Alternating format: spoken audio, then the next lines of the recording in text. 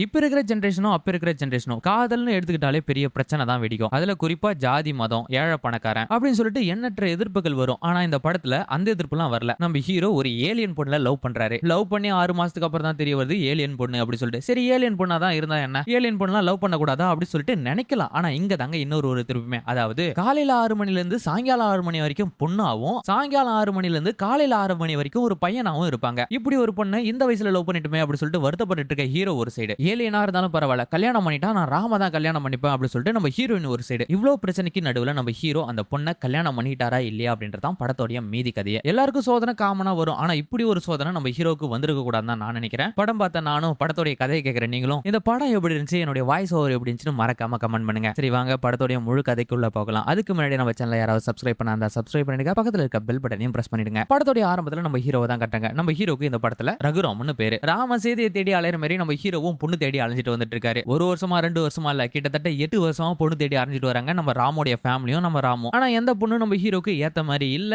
அப்படியே ஒரு பொண்ணு நம்ம ஹீரோவை பிடிச்சிருக்குன்னு சொன்னாலும் நம்ம ஹீரோக்கு வயசாயிடுச்சுன்னு சொல்லிட்டு கரெக்டா ரிஜெக்ட் தான் பண்ணிடுறாங்க. அப்படி இல்லனா அந்த பொண்ணு ஓடி போயிடுதுங்கனா. சோ அப்படி இப்படின்னு சொல்லிட்டு நம்ம ராமுக்கு கிட்டத்தட்ட 32 வயசுக்கு மேல ஆயிடுச்சு. இன்ன வரைக்கும் கல்யாணம் பண்ணாத ஒரு கட்ட பிரம்மச்சாரியா தான் இருந்துட்டு வராரு. சரி ஃபேமிலியா தேடி தான் பொண்ணு கிடைக்க மாட்டேது. நம்ம ஏதாவது ஒரு பொண்ணை லவ் பண்ணி கல்யாணம் பண்ணிக்கலாமே அப்படி சொல்லிட்டு beach, park, stand, railway station, metro station அப்படி சொல்லிட்டு எல்லா இடமும் சுத்துறாரு. ஆனா எங்கேயுமே பொண்ணு கிடைக்கிற மாதிரி தெரியல. சரிடா நம்ம வேலை செய்யற ஆபீஸ்லயே ஒரு பொண்ணை கரெக்ட் பண்ணிடலாம் அப்படின்ற மாதிரி அங்க ஒரு பொண்ணை பாக்குறாரு. அந்த பொண்ணு கூட கொஞ்சம் பழக ஆரம்பிக்கிறாரு. டேட்டிங் எல்லாம் பண்றாரு. ஆனா ஒரு கட்டத்துக்கு மாதிரி தான் தெரிய வருது இந்த பொண்ணு அப்படி ஒரு பொண்ணு அப்படி சொல்லிட்டு. அதாவது இவங்களுக்கு கல்யாணம் பண்ணிட்டுலாம் உடன்பாடு இல்ல. இவங்க எந்தெந்த நேரத்துல ஜாலியா இருக்குன்னு நினைக்கிறாங்களோ அந்த நேரத்துல ஜாலியா இருந்துக்கலாம். அப்படி ஒரு பொண்ணு. நம்ம ஹீரோ தான் ஒரு கட்ட பிரம்மச்சாரி இல்ல. கல்யாணம் பண்ணிட்டா ஒரு பொண்ணை தான் கல்யாணம் பண்ணிக்கிட்டோம். அந்த பொண்ணு கூட தான் குடும்பம் நடத்தணும் அப்படி சொல்லிட்டு ரொம்ப ஸ்ட்ராங்கா இருக்கிறாரு. சோ அதனால இதெல்லாம் நம்ம ஹீரோக்கு செட் ஆகல. அந்த இடத்துல இருந்து கிளம்பி வந்தாரு. சோ இப்படியே எத்தனை நாள் தான் அழைஞ்சிட்டு இருக்குது அப்படி சொல்லிட்டு ஒரு ஓரமா நின்னு தம் அடிச்சிட்டு இருக்கும்போது தான் ஒரு ஃப்ரெண்டு வராரு. சோ இவர் தான் இந்த கதையில ஒரு முக்கியமான கேரக்டர் கூட சொல்லலாம். இவருடைய பேரும் ராம் தான். சோ நம்ம ஹீரோ பார்த்து என் பேரு ராமு உன் பேரு ராமு அப்படி சொல்லிட்டு ரெண்டு பேருமே ஃப்ரெண்ட் ஆயிடுறாங்க. என்ன ப்ரோ கல்யாணம் ஆயிடுச்சா அப்படின்ற மாதிரி நம்ம ஹீரோ பார்த்து ஃப்ரெண்டு கேட்க எங்க ப்ரோ கல்யாணம் தான் ஆக மாட்டேங்குது. நானும் பொண்ணு தேடிட்டு அழுத்து போயிடுச்சு. உங்க சைடு ஏதாவது பொண்ணு இருந்தா சொல்லுங்க அப்படின்ற மாதிரி நம்ம ஹீரோ கேட்க என் சைடுலாம் எதுவும் பொண்ணு இல்ல. உங்க வீட்டுல பொண்ணு தேடலையா அப்படின்ற மாதிரிலாம் கேக்குறாங்க. எங்கெங்க எல்லா இடமும் பொண்ணு தேடி பார்த்துட்டோம். பொண்ணு போகிற இடத்துல என்ன கேக்குறாங்கன்னா வீடு இருக்கா, வாசல் இருக்கா, நிலம் இருக்கா, கார் இருக்கா, பேங்க் பேலன்ஸ்ல எவ்வளவு இருக்கு, எவ்வளவு லோன் இருக்கு, அப்பா என்ன பண்றாங்க, அம்மா என்ன பண்றாங்க, அப்பா என்ன வேலை செய்றாங்க, இங்கிலீஷ் தெரியுமா, சாப்பாடு தெரியுமா, சமைக்க தெரியுமா அப்படி சொல்லிட்டு ஏகப்பட்ட கேள்வி. இது எல்லாமே தெரியும்னு சொன்னா கூட ஏதாவது ஒரு காரணத்தை வச்சு என்ன ரிஜெக்ட் பண்ணிடுறாங்க. சோ இப்படி இருக்க சூழ்நிலை நான் எங்க தாங்க போயிட்டு பொண்ணு தேடுறது அப்படின்ற மாதிரிலாம் தலையில கையை வச்சுக்கிட்டு நம்ம ஹீரோ பதில் சொல்ல ஃப்ரெண்டும் நீ பேசாம ஒரு லவ் ட்ராக் உள்ள போ அப்படின்ற மாதிரிலாம் அட்வைஸ் கொடுக்க சோ அதுக்கப்புறம் நம்ம ஹீரோ ஒரு லோக்கல் ட்ரெயின்ல பிடிக்க ஆரம்பிக்கிறாரு. கிட்டத்தட்ட 25 நாள் அந்த லோக்கல் ட்ரெயின்லயே போறாரு. ஏதாவது ஒரு பொண்ணு தேடுமா கிடைக்குமா அப்படி சொல்லிட்டு. அப்பனா 26வது நாள் ஒரு பொண்ணு வராங்க. அவங்க தான் இந்த படத்தோட ஹீரோயினி லீலா. நம்ம ஹீரோ ஹீரோயினியை பார்த்த உடனே ரொம்ப பிடிச்சு போயிடுது. எப்படியாவது இந்த பொண்ணை தான் கல்யாணம் பண்ணிக்கணும் அப்படி சொல்லிட்டு ரொம்ப ஆசைப்படுறாரு. அது மட்டும் இல்லாத அவருடைய ஃப்ரெண்டு கிட்டே போயிட்டு சொல்றாரு இன்னைக்கு ஒரு பொண்ணை பார்த்தேன், அந்த பொண்ணை தான் கல்யாணம் பண்ணிக்கணும்னு சொல்லிட்டு நான் விருப்பப்படுறேன். இதுக்கப்புறம் பாரு அந்த பொண்ணை எப்படி ஃபாலோ பண்றேன் அப்படின்ற மாதிரிலாம் நம்ம ஹீரோ தினம் அந்த பொண்ணை ஃபாலோ பண்ணிட்டே வந்துட்டு இருக்காரு. ஒரு கட்டத்துக்கு அப்புறம் நம்ம ஹீரோ போய் பேசுற மாதிரி எல்லாம் தெரியல. கடைசியா அந்த பொண்ணே வந்து அதாவது நம்ம ஹீரோயினே வந்து நம்ம ஹீரோ கிட்ட பேசுறாங்க. ஆயிரம் எப்படி இருக்க, என் பேரு லீலா அப்படின்ற மாதிரி இன்ட்ரோடியூஸ் ஆகுறாங்க. அதாவது என்ன உனக்கு தெரியுமா அப்படின்ற மாதிரி கேக்குறாங்க. உன்னை எனக்கு தெரியுமே, ரொம்ப நாளா இந்த ட்ரெயின்ல வந்துட்டு இருக்கேன்னு எனக்கு தெரியும், என்கிட்ட பேச முயற்சி பண்றேன்னு எனக்கு தெரியும், ஆனா நீ தான் வந்து பேசல, அதான் நானே வந்து உன்கிட்ட பேசலாம்னு முடிவு பண்ணிட்டேன் அப்படின்ற மாதிரி சொல்றாங்க. இதை கேட்ட உடனே நம்ம ஹீரோக்கு பயங்கரமான ஷாக்கு. எது 32 வயசுல எல்லா பொண்ணு என்ன ரிஜெக்ட் பண்ணதுக்கு அப்புறம் இப்படி ஒரு அழகான பொண்ணு என்ன பார்த்து பேசி என்ன இந்த அளவு நோட் பண்ணிருப்பாங்க அப்படி சொல்லிட்டு நான் எக்ஸ்பெக்டே பண்ணல அப்படின்ற மாதிரிலாம் மைண்ட் வாய்ஸ். ஒரு கட்டத்துக்கு அப்புறம் நம்ம ஹீரோயிட்ட ஏதோ சொல்ல வராங்க அப்படி சொல்லிட்டு நம்ம ஹீரோயினி புரிஞ்சுக்கிறாங்க. நீ எது சொல்றது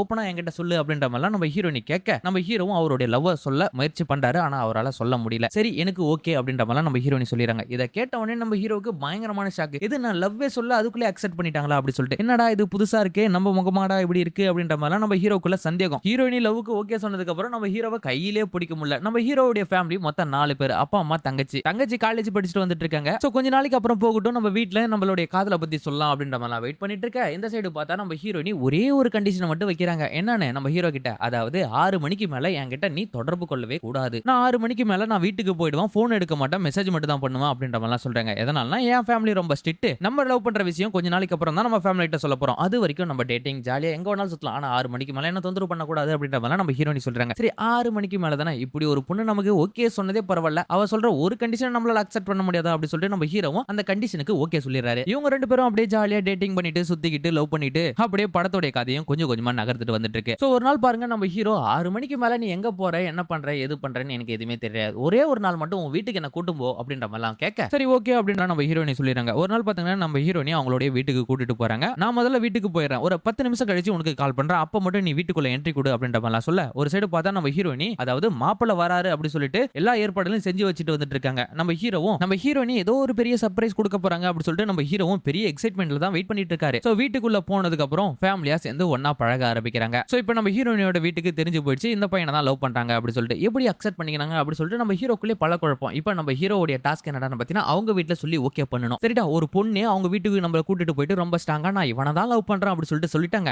நம்ம ஒரு ஆம்பளை பையன், இதை கூட நம்ம பண்ணலாம், நமக்கு எதுக்கு அப்படின்ற மாதிரி நம்ம ஹீரோ அடுத்த நாளே அவங்க அம்மாவை கோயிலுக்கு கூப்பிட்டு வர வச்சு, இந்த பொண்ணை தான் லவ் பண்றேன், இந்த பொண்ணு பிடிச்சிருக்கா அப்படின்ற மாதிரிலாம் கேட்க, ஏய் இப்படி ஒரு தங்க தேவதையை கூப்பிட்டு வந்தா நான் வேணாடா சொல்ல போறேன், உடனே அப்பா கிட்ட பேசி உங்களுக்கு உடனே கல்யாணத்தை பண்ணி வச்சிடலாம் அப்படின்ற மாதிரிலாம் அம்மா சொல்ல, ஆனா அம்மாவுக்குள்ள சின்னதா ஒரு சந்தேகம், உண்மையாலுமே இந்த பொண்ணு நம்ம பையனை லவ் பண்ணுதா இல்லையா அப்படி சொல்லிட்டு. ஏன்னா இப்படி ஒரு அழகான பொண்ணு நம்ம பையனை லவ் பண்ணுதா அப்படி சொல்லிட்டு பல முறையில அம்மாவும் தங்கச்சியும் சந்தேகமா யோசிக்கிறத நம்ம ஹீரோவே உணர்றாரு. ஏன்னா சுமாரா இருக்கிற பொண்ணுங்களே நம்ம ஹீரோவை வேணான்னு சொல்லிட்டு போறாங்க. ஆனா இப்படி ஒரு அழகான பொண்ணு நம்ம ஹீரோ ஓகே சொல்லிக்குதுன்னு சொல்லிட்டு நமக்கே கொஞ்சம் கன்ஃபியூஷனா தான் இருக்கு. சோ என்ன பண்றது, கதையோட நகர்வுல அந்த பொண்ணு ஓகே தான் சொல்லிட்டாங்க. அம்மாவும் லவ்வுக்கு பர்மிஷன் கொடுத்தாங்க. இதுக்கப்புறம் நம்ம ஹீரோவை கையில பிடிக்க முடியுமா? முடியவே முடியாது. இருட்டுல இருந்த நம்ம ஹீரோடைய வாழ்க்கை கொஞ்சம் வெளிச்சது வந்துருச்சு. 6 மணிக்கு மேல தன்னுடைய ஃப்ரெண்டை பாக்கிறதுக்காக நம்ம ஹீரோ போறாரு. அதாவது ராம் ஃப்ரெண்டை பாக்கிறதுக்காக. மச்சி நீ சொன்ன ஐடியால தான் எனக்கு லீலாவா கிடைச்சா அப்படின்ற மாதிரி நம்ம சந்தோஷமா நம்ம ஹீரோ ஃப்ரெண்ட் கிட்ட பேசிட்டு இருக்க, அப்பதான் நம்ம ஹீரோ ஒரு விஷயத்தை யோசிக்கிறாரு. அதாவது நாளைக்கு லைலாக்கு பர்த்டே, இன்னைக்கு நைட்டு போயிட்டு சர்ப்ரைஸ் பண்ணாதான் என்ன அப்படின்ற மாதிரி யோசிக்கிறாரு. ஆனா 6 மணிக்கு மேல தான் அவ வர வேணாம்னு சொல்லிருக்காரு. இந்த போல நேரத்துல எப்படி அவளை போய் சர்ப்ரைஸ் பண்றது அப்படி சொல்லிட்டு யோசிக்கிறாரு. ஆனா அந்த இடத்துல தான் நம்ம ஃப்ரெண்ட் ஒரு ஐடியா கொடுக்குறாரு. 6 மணிக்கு என்னனாலும் அவங்க அப்படிதான் சொல்லுவாங்க, நீ தான் போயிட்டு சர்ப்ரைஸ் பண்ணும் அப்படின்ற மாதிரிலாம் சொல்ல, நம்ம ஹீரோவும் கேக்க வாங்கிட்டு வீட்டு முன்னாடி போயிட்டு நிக்கிறாரு. வீட்டுக்கு போயிட்டு போன் பண்றாரு, மெசேஜ் பண்றாரு. ஆனா எதுக்குமே நம்ம ஹீரோனி ரெஸ்பான்ஸ் பண்ணல. சோ விடிய காத்திருக்கிற நம்ம ஹீரோனி மேல படுங்கோவத்துல இருக்காரு. காலையில எந்திரிச்ச உடனே ஹீரோயினோட அம்மா வந்து கதவை திறக்கிறாங்க. பார்த்தா நம்ம ஹீரோ விடிய வெளியே உட்கார்ந்திருக்காரு அப்படி சொல்லிட்டு தெரியுது. உடனே உள்ள போயிட்டு நம்ம ஹீரோனி பயங்கரமா சாரி எல்லாம் கேக்குறாங்க. ஐயோ நைட் வரைக்கும் நீங்க வெயிட் பண்றியா அப்படி சொல்லிட்டு. சோ இத பார்த்தா நம்ம ஹீரோக்கு பயங்கரமான டென்ஷன். அதாவது நீ வீட்லயே தான் இருந்திருக்க, நான் கேட்கறதுக்கும் பேசுறதுக்கும் ரெஸ்பான்ஸ் பண்ணாத, என்ன அவமதிச்சிருக்க. சோ வீட்டுக்குள்ளே 6 மணிக்கு மேல என்னதான் பண்ற அப்படின்ற மாதிரிலாம் கேட்க, சோ நான் உங்ககிட்ட டீடைலா சொல்றேன் அப்படின்ற மாதிரி நம்ம ஹீரோயினையும் மழுப்புறாங்க. அதெல்லாம் எனக்கு தெரியாது, இன்னைக்கே சொல்லி ஆகணும் அப்படின்ற மாதிரிலாம் சொல்றாங்க. சோ அப்புறம் தான் நம்ம ஹீரோயினை வேற வழியே இல்லாத மிகப்பெரிய ஷாக்கா கொடுக்குறாங்க நம்ம ஹீரோக்கு. அது என்னடான்னு பாத்தீங்கன்னா, அண்ணன் தங்கச்சி அப்பா அம்மா எல்லாம் சேர்ந்துட்டு நம்ம ஹீரோவை வேற ஒரு உலகத்துக்கு கூட்டிட்டு போறாங்க. அதாவது சொல்ல போனா நம்ம ஹீரோயினி சாதாரணமான ஆள் இல்லைங்க, நம்ம ஹீரோயினி ஒரு ஏலியன். சோ இவங்க 4 பேருமே கையை கூத்து நம்ம ஹீரோக்கு ஒரு ரெஃபரன்ஸா கொடுக்குறாங்க. அதாவது வேற்றுகிரக வாசியிலிருந்து வந்து இங்க உலகத்துல இந்த பூமியில உயிர் வாழ்ற ஒரு ஜீவராசிகள் தான் நம்ம ஹீரோயினியும் அவங்க ஃபேமிலியும். சோ அந்த லூப்புக்குள்ள இருந்து வெளியே வந்த நம்ம ஹீரோக்கு பைத்தியமே பிடிச்சிடுது. அதாவது இப்படி ஒரு பொண்ணையாடா நம்ம லவ் பண்ணிருக்கோமே அப்படி சொல்லிட்டு, இதெல்லாமே கற்பனையா இருக்கணும் அப்படி சொல்லிட்டு நினைக்கிறாரு. திருப்புனா அகைன் நம்ம லீலா கிட்ட கேட்டு கன்ஃபார்ம் பண்ணிக்கலாம் அப்படி சொல்லிட்டு கேட்டா, இதெல்லாமே கற்பனை விளையாட்டு தானே அப்படின்ற மாதிரிலாம் கேட்க, விளையாட்டுலாம் இல்ல இதுதான் உண்மை அப்படி சொல்றாங்க நம்ம லீலா. சோ இதை கேட்டா நம்ம ஹீரோக்கு பயங்கரமான ஷாக்கு. அந்த இடத்துல மயக்கம் போட்டு கீழே விழுந்துறாரு. சோ கட் பண்ணா இப்ப நம்ம ஹீரோவா ஹாஸ்பிடல்ல தான் காட்டுறாங்க. நம்ம ஹீரோவுடைய ஃபேமிலி எல்லாமே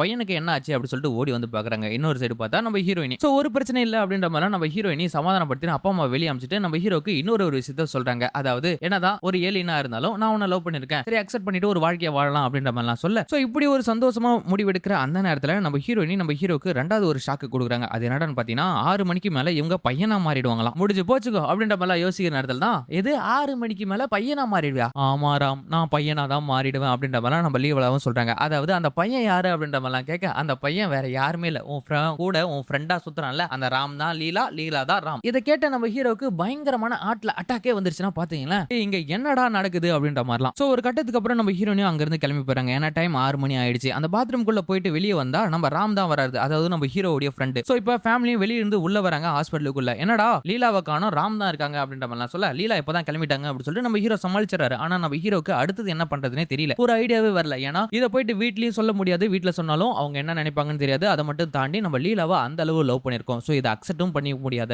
அதை விட்டுட்டு வர முடியாத நம்ம ஹீரோ வந்து ஒரு தனி லூப் உள்ளே இருக்காரு. காலையில 6 மணில இருந்து சாயங்காலம் 6 மணி வரைக்கும் ஒரு லவ்வராவும், சாயங்காலம் 6 மணில இருந்து காலையில 6 மணி வரைக்கும் ஒரு ஃப்ரெண்டாவும் நான் எப்படி ஏத்துக்கிட்டு இருக்குது அப்படி சொல்லிட்டு ஒரே குழப்பம். இந்த போல நேரத்துல நம்ம ஹீரோவுடைய தங்கச்சி இருக்காங்க பத்தியா, அருமபுத்திர தங்கச்சி, அவங்க என்ன பண்றாங்கன்னு பாத்தீங்கன்னா, நம்ம ஹீரோவுடைய ஃப்ரெண்ட் ராம் இருக்காரு பத்தியா, அவங்கள லவ் பண்றான் அப்படி சொல்லிட்டு ரூட் விட்டு இருக்காங்க. இதெல்லாமே பாக்குற நம்ம ஹீரோக்கு பயங்கரமான ஷாக்கு. என்னடான்னு பாத்தீங்கன்னா, டே இவ ஃபர்ஸ்ட் ஆம்பளையே இல்ல பொம்பளையே இல்ல, இதுலயே நானு திக்கு திணற முடிச்சிட்டு இருக்கேன், இந்த நேரத்துல என் தங்கச்சி பாரு இவனை ரூட் விட்டு இருக்கா அப்படின்ற மாதிரிலாம் யோசிச்சுட்டு வந்துட்டு இருக்காரு நம்ம ஹீரோ. சோ நம்ம ஹீரோயினியை சுத்தமா அவாய்ட் பண்ணிட்டு அவங்க கிட்ட பேசவே கூடாது அப்படி சொல்லிட்டு நினைச்சிட்டு வந்துட்டு இருக்காரு. இருந்தாலும் நம்ம ஹீரோ வாழ்க்கையில எந்த ஒரு பொண்ணுமே வந்ததில்ல, வாழ்க்கையில கிடைச்ச முத பொண்ணு லீலா, இந்த பொண்ணை இழந்துடக்கூடாது அப்படி சொல்லிட்டு நம்ம ஹீரோ தினம் யோசிச்சுட்டு வந்துட்டு இருக்காரு. சோ ஆனா இதுக்கு என்னதான் சொல்யூஷன் அப்படின்ற மாதிரிலாம் கேட்க, இதுக்கு சொல்யூஷன் இல்ல, இதை அக்செப்ட் பண்ணிட்டு தான் ஆகணும் அப்படின்ற மாதிரிலாம் சொல்ல, நம்ம ஹீரோ திரும்பவும் போயிட்டு நம்ம லீலா கிட்ட பேச ஆரம்பிக்கிறாரு. அது என்னன்னு பாத்தீங்கன்னா, நீ ஏலியனா இருந்தாலும் பரவாயில்ல, சாயங்காலம் 6 மணிக்கு மேல நீ ராமா மாறினாலும் பரவாயில்ல, நான் உன்னைய தான் கல்யாணம் பண்ணிக்க போறேன் அப்படி சொல்லிட்டு நம்ம லீலாக்கு ஒரு ஓப்ப குடுக்குறாரு. இதுல இருந்தே புரிய வந்துச்சுல்ல நம்ம ஹீரோ அந்த பொண்ண எந்த அளவு லவ் பண்ணியிருக்காரு அப்படி சொல்லிட்டு. ஒரு பொண்ண ஒரு முறை தான் பார்த்தோம். அந்த பொண்ண அம்போன்னு விட்டுடக் கூடாதுன்னு நெனைக்கிறாரு பாத்தியா, அதிலேயே அவரு ஜெயிச்சிட்டாருன்னு தான் சொல்ல முடியும். என்ன ஆனாலும் பரவால்ல நான் உன்ன கல்யாணம் பண்ணிக்கிறேன் அப்படி சொல்லிறாரு நம்ம ஹீரோ. அப்படியே கட் பண்ணா கொஞ்ச நாளைக்கு அப்புறம் நம்ம ஹீரோ வீட்ல பேசி அவங்களுடைய சொந்த ஊருக்கு போயிட்டு கல்யாணத்த முடிச்சுக்கலாம் அப்படின்றப்பலாம் ஊருக்கு கூட்டிட்டு போறாங்க. ஆனா